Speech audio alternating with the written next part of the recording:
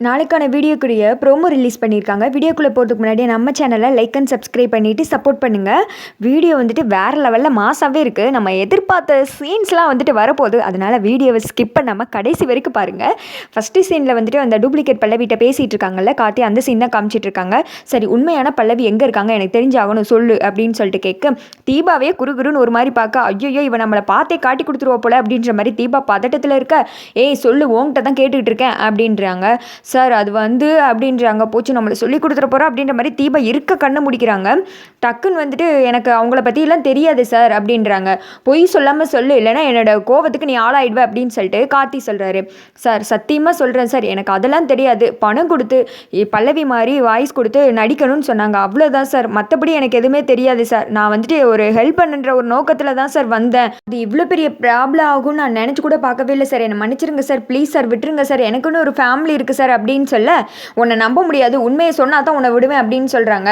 Sir உண்மையாலுமே தான் sir எனக்கு தெரியாது. உங்களை வந்துட்டு எனக்கு மீட் பண்ண சான்ஸ் கொடுத்தாங்கல்ல ரூபஸ்ரீ, அவங்கக்கிட்ட வேணால் நீங்கள் கேட்டு பார்த்துங்க சார், அவங்களுக்கு தான் தெரியும் அப்படின்னு சொல்லிடுறேன். ஐயோ இப்போ கார்த்திக் சார் வந்துட்டு ரூபஸ்ரீ கிட்ட கோவமாக போய் சண்டை போடுவாரே, என்ன பண்ணேன்னு தெரியல அப்படின்ற மாதிரி தீபா முழிச்சிட்டு இருக்காங்க.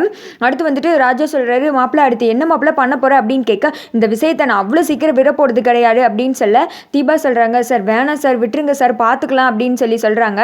போதுங்க, அவங்கள பாவம் பாவம் விடத்தான் இப்படி என் தலையில் ஏறி மிளகா அரைச்சிட்டு இருக்காங்க, என் டைமே வேஸ்ட் பண்ணிட்டாங்க அவங்களுக்கு அப்படின்னு சொல்லிட்டு கோவத்தில் காரில் ஏறி கிளம்ப போக, தீபா வந்துட்டு சார் நானும் வரேன் அப்படின்னு சொல்லிட்டு கூட தான் வர்றாங்க. தீபாவுக்கு வந்துட்டு ஒரே பதட்டமாக இருக்குது. போச்சு, கார்த்திக் சார் என்ன கேட்க போகிறாரு என்ன எதுன்னு தெரியவே இல்லையே. அங்கே போயிட்டு ரூபஸ்ரீ அத்தனை பேர் முன்னாடியும் நான் தான் பல்லவி அப்படின்னு சொல்லிட்டாங்கன்னா என்ன பண்ணுறது. அதுவும் இந்த டூப்ளிகேட் பல்லவி என்று கொடுக்கும்போது வேற நானும் அங்கே தான் இருந்தேன். இந்த பிளானுக்கு மொத்த காரணமே நாம தான் சொல்லிட்டாங்கன்னா கார்த்திக் சார் கூட என்னால் இப்படி சந்தோஷமாக பேசி வாழ முடியுமா. போச்சு, என் வாழ்க்கையே போச்சு. என் குடும்பத்தை பற்றி சாரி என்ன நினைப்பாங்க. ஐயோ இந்த பிரச்சனை இவ்வளோ தூரம் ஆயிடுச்சே. கார்த்திக் சார் இந்த குரலை கேட்டு அப்படியே ஏற்றுக்குருவாருன்னு நினச்சேன். ஆனால் என்னோட குரலை வந்துட்டு இந்த அளவுக்கு வாட்ச் பண்ணி வச்சிருக்காரு.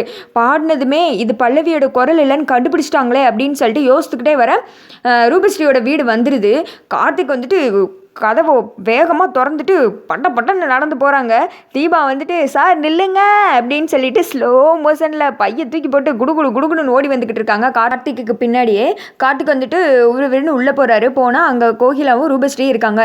என்ன உங்களோட பித்தலாட்டத்தை என்கிட்டே காமிக்கிறீங்களா அப்படின்னு சொல்ல, என்ன தம்பி விறுவிறுன்னு வந்தீங்க, இப்படிலாம் பேசிகிட்டு இருக்கீங்க அப்படின்னு சொல்ல, தீபாவும் பின்னாடியே பதட்டமாக வந்து நின்றுட்டு இருக்காங்க. அதை பார்த்தது என்னடி இவ வேற வந்து நிற்கா, மறுபடியும் அந்த ஐஸ்வர்யா நமக்கு ஏதாவது ஏழரை பிரச்சனை இழுத்து வச்சிட்டாளா அப்படின்னு சொல்லிட்டு இவங்க நினச்சிக்கிட்டு இருக்கேன்.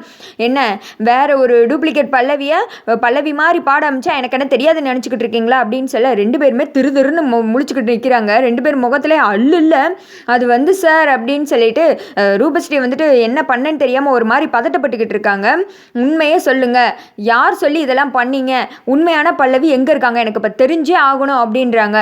சார் அது வந்து அவங்க தான் வந்துட்டு அவங்கள காட்டிக்க விரும்பல இல்லை சார், நீங்கள் எப்படியாவது ஜெயிக்கணும் அப்படின்றதுக்காண்டி தான் இதெல்லாம் பண்ண அப்படின்ற மாதிரி வெளியில் சொல்லிட்டு, சரி அந்த ஐஸ்வர்யா போட்டவன் இப்படி வந்து பிளானை சொதப்பி விட்டுட்டு நம்மளை மாட்டி விட்டாலே இப்போ என்ன பண்ணுறது அப்படின்னு சொல்லிக்கிட்டு இருக்க, தம்பி கொஞ்சம் நிதானமாக பேசுங்க தம்பி, உங்கள் நல்லதுக்காண்டி தான் பண்ணோம் அப்படின்றாங்க. போது நிறுத்துங்க, என்னை பார்க்க உங்களுக்கு எப்படி தெரியுது, என்ன முட்டாள் மாதிரி தெரிஞ்சுக்கிட்டு இருக்கா, யார் வேணா பல்லவி குரலில் பாடலாம் நான் கண்டுபிடிக்க மாட்டேன்னு நினச்சிட்டு இருந்தீங்களா, என்னை இப்படியே ஏமாத்திட்டு போகலான்னு நினச்சிங்களா, இப்போ உண்மையை சொல்கிறீங்களா இல்லை 3 வருஷம் ஜெயிலில் போய் இருக்கியா, சொல்கிறியா இல்லையா அப்படின்னு சொல்லிட்டு ரூபஸ்ரீயை பார்த்து மிரட்ட, தீபா வந்துட்டு அழுகாத குறையா பின்னாடி நின்றுட்டு வேணாம் அப்படின்ற மாதிரி பதட்டப்பட்டு மண்டையாட்டிக்கிட்டே இருக்காங்க.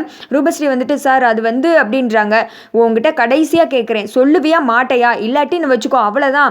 நான் இவ்வளோ நாள் சரி பொம்பளை பிள்ளை போனால் போதுன்னு ஊருக்குள்ளே ஒரு கௌரவம் இருக்கேன்னு சொல்லிட்டு நான் அமைதியாக இருந்தேன். என்னோட பொறுமையை வந்துட்டு நீங்கள் ரொம்ப சோதிச்சு பார்த்துட்டீங்க.